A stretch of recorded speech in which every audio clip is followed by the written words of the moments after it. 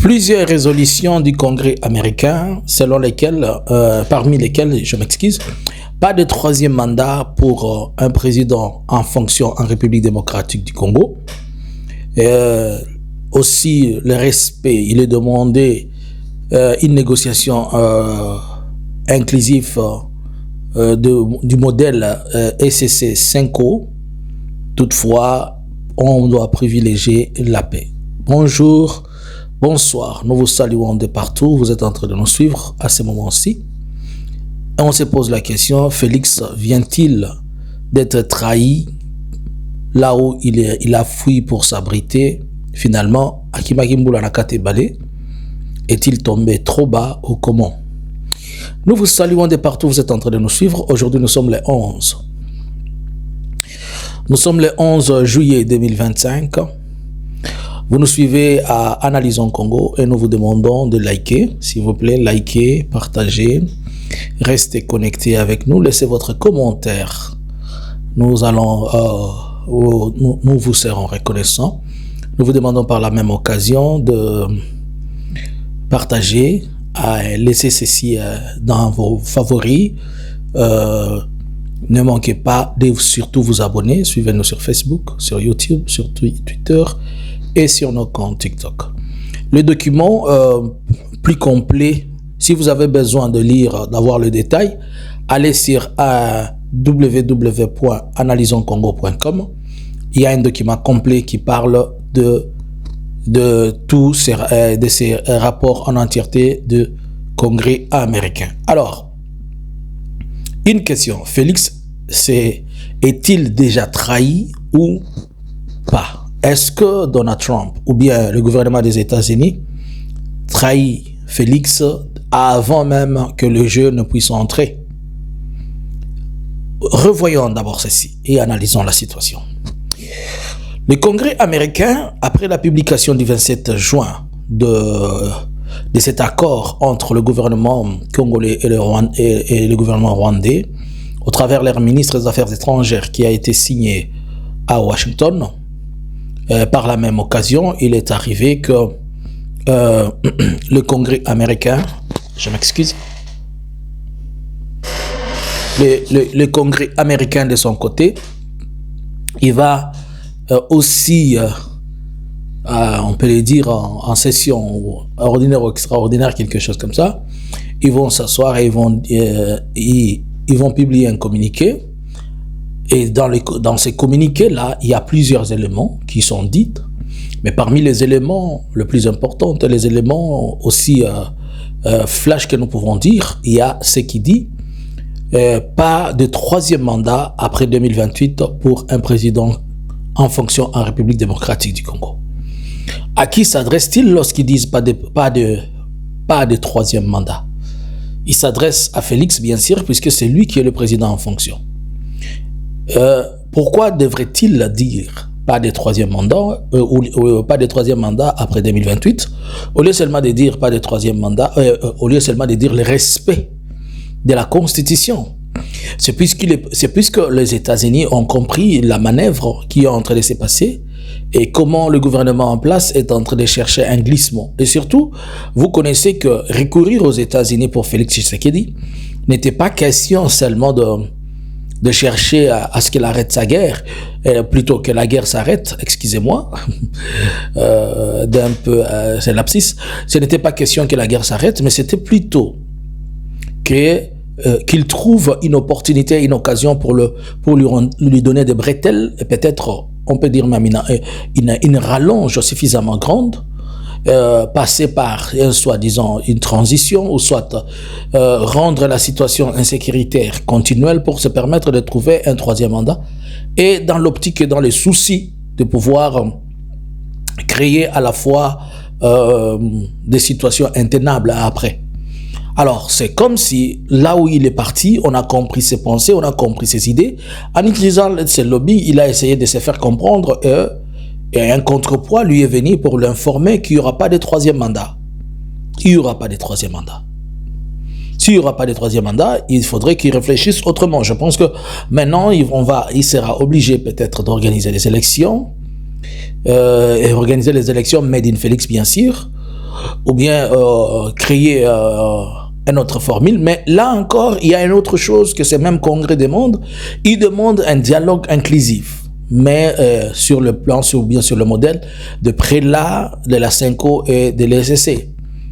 Et aujourd'hui, vous avez vu, vous avez entendu, c'est que le cardinal Ambongo, dans sa sortie de son homélie, qui était en train de dire que les gens sont en train de fuir, d'aller en masse pour aller vendre le minerai congolais, et les gens fuient en masse vers Donald Trump.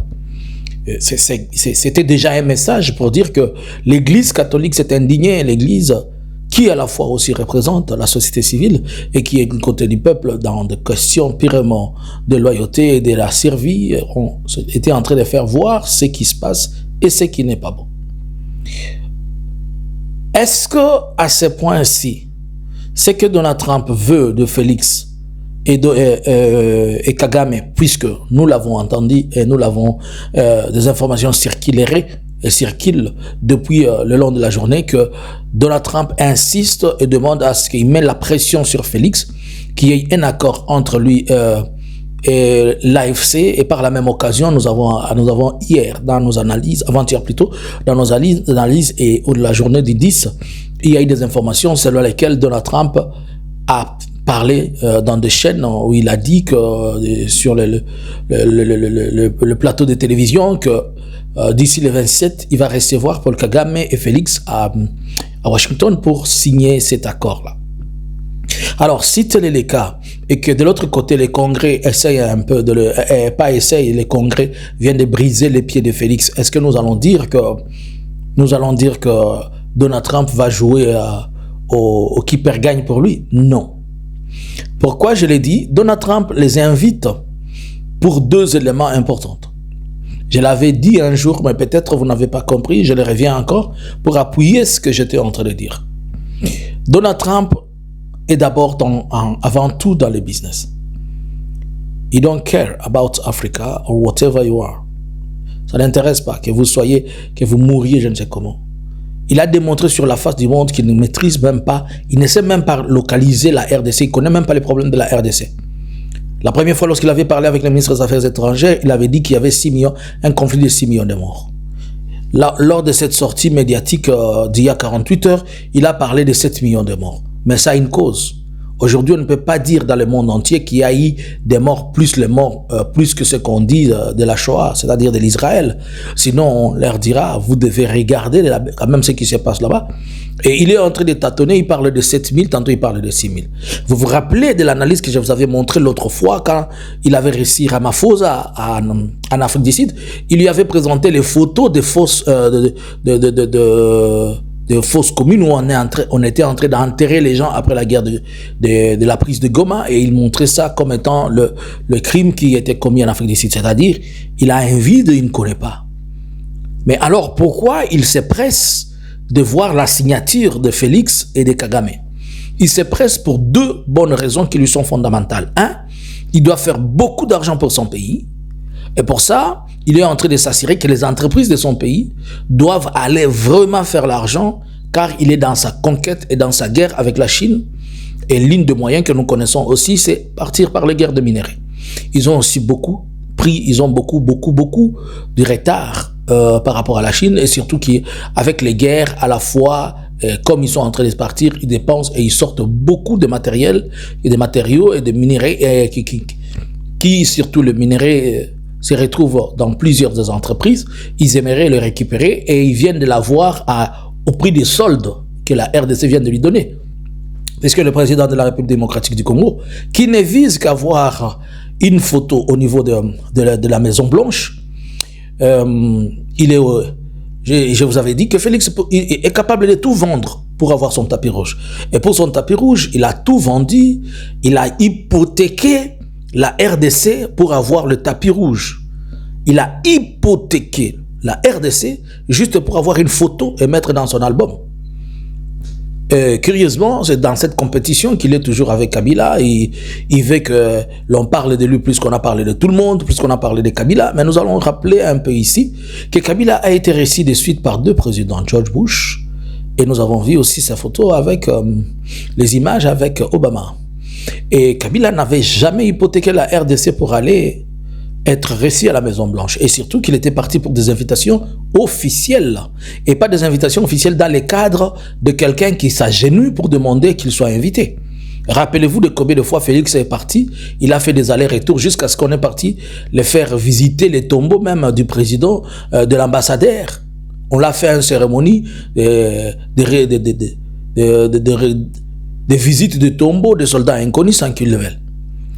Alors, dans ce souci-là, dans cette optique-là, de s'y plier, s'il te plaît, Donald Trump, reçois-moi. Il lui donne tout pour être reçu, ok?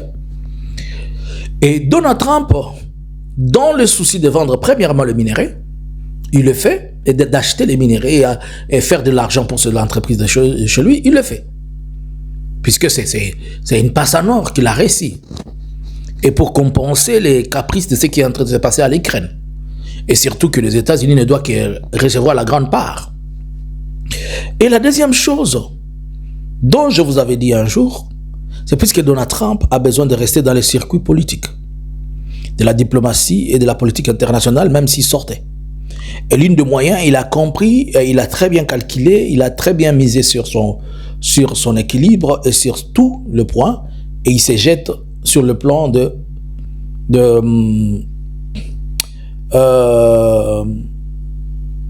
ces pistes de Nobel, qu'il est en train de chercher le prix Nobel, puisqu'il veut se faire passer pour un homme de paix. Et voilà, il vient de recevoir cinq présidents africains.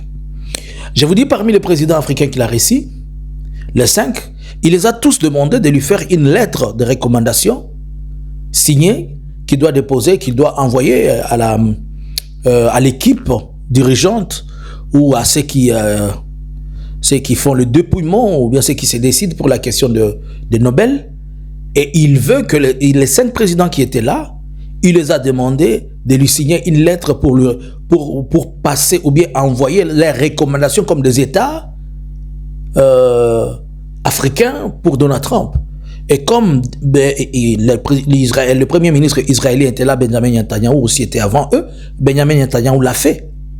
C'est de la même manière que s'il a déjà 5 signatures de présidents africains, et quand Kagame et Félix vont venir, il va certainement aussi leur demander, puisqu'il va jouer à ces leviers-là. Vous voyez, j'ai amené la paix, puisqu'il a d'abord, il ne cesse de parler de ça, 30 ans, j'ai amené la paix, j'ai amené la paix. Alors, son discours de « je suis un homme de paix », il veut vendre son image et il a pris la personne dans le cadre de son soft power. Il a trouvé que quelqu'un lui a offert cette opportunité qu'il ne pensait même pas. Et voilà, il va exploiter ce qu'il lui donne Félix. Mais en contrepartie, Félix qui croyait et qui pense que s'il le lui donne facilement, on va aussi lui donner cette rallonge qu'il espère. Et là, les congrès américains viennent de taper sur table. Et c'est là où on va lui faire un dingue de 3 points. Et le panier, il compte 3 points, mais peut-être son panier, je ne sais pas, il va compter combien. Mais nous sommes dans la matière de la diplomatie. Demain ou après-demain, les choses peuvent changer. Mais pour le moment, voilà d'abord la réalité, c'est que on envoie déjà un message à Félix, pas de 3e mandat. Que faudra-t-il faire? Alors, il doit chercher soit une porte issue de secours, et c'est ici-là qui est normal et bon. Et tout porte à croire que maintenant, on va s'élever contre Moïse, disant que peut-être c'est lui qui a fait ce lobby. Car on ne peut que s'élever contre Moïse Katumbi, disons que c'est lui qui a fait ce lobby, et c'est lui qui est en train de faire ces choses, puisque quand il s'agit des choses comme ça, l'IDPS et le pouvoir en place se tient toujours sur Félix, et sur Moïse Katumbi. Selon vous, Félix est-il trahi par la Maison-Blanche?